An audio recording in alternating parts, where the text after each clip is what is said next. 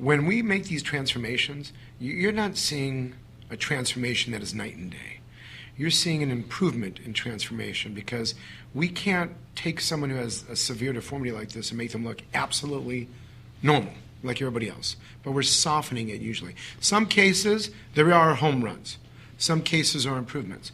But when you go in and you are sitting down talking to these patients, and I have to tell you, even with Botched, we do form special bonds with these patients.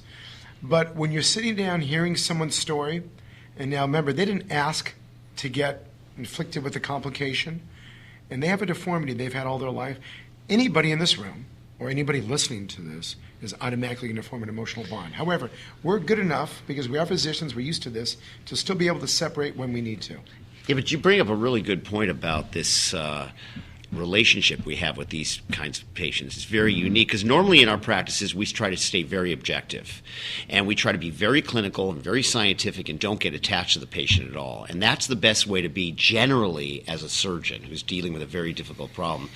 But when you fly into their small town and drive in there and boat in there or whatever we did, and you meet them and you spend a lot of time with them, you do form a special attachment, and it does bring up issues potentially of, are you getting too invested? Are you losing your objectivity? We, of course, don't.